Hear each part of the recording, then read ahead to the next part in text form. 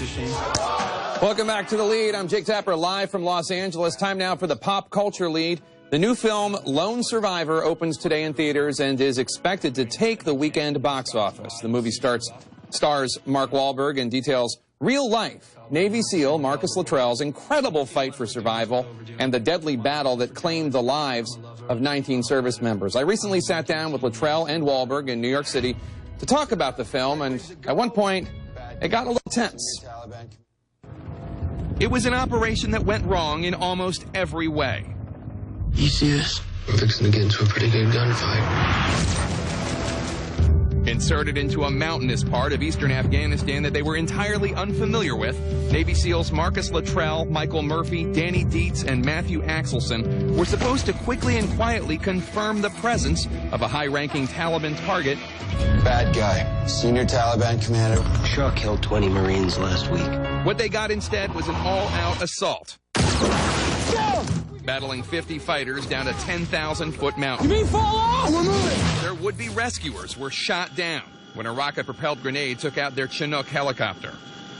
Lone Survivor is based on the book of the same name by Marcus Luttrell.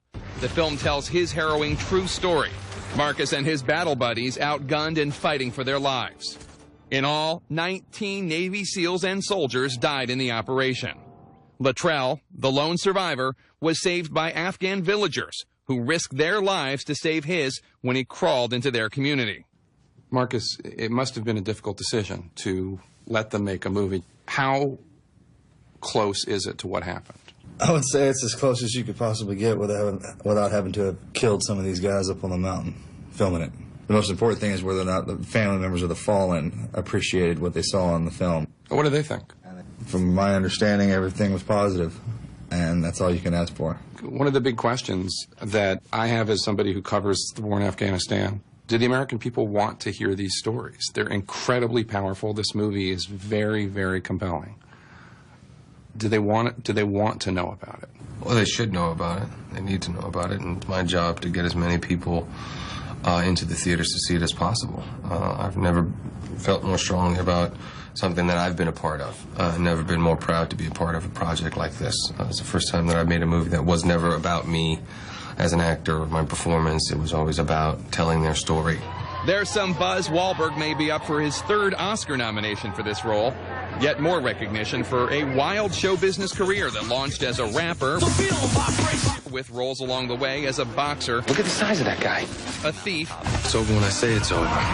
And a porn star. I want you to know I plan on being a star. A big, bright, shining star. You're a devout Catholic. How important does a role does your faith play when it comes to picking parts?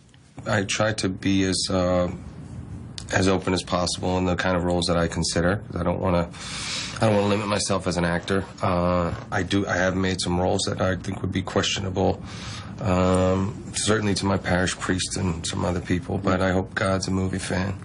I don't want to explain Boogie Nights at the right time. We're good, right? We're solid. It's clear for Marcus Luttrell the battle that day, almost a decade ago, still cuts close to the bone today. One of the emotions I felt while watching the film is, first of all, just the hopelessness of the situation, how horrific it was, and also just all that loss of life of these brave American men. And I was torn about the message of the film in the same way that I think I am about the war in Afghanistan itself. I don't want any more senseless American death, and at the same time I know that there are bad people there and good people who need help. Was that intentional?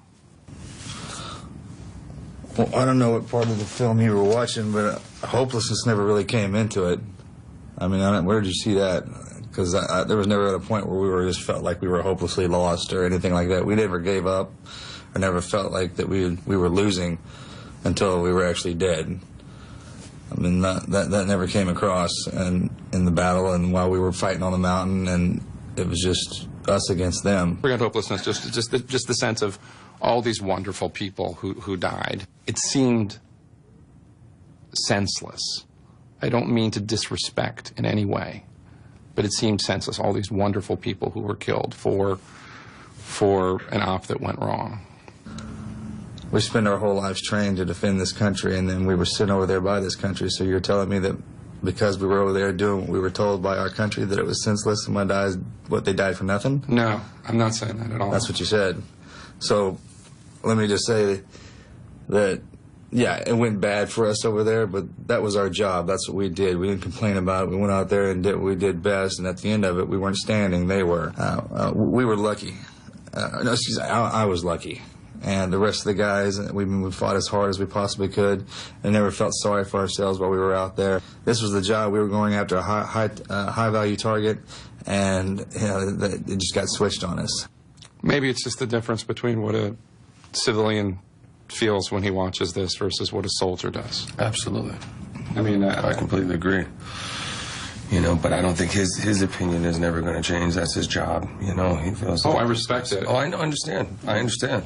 You know, the more time I spend with Marcus, the more I really start to understand who they are and what they do for us, and it's pretty amazing.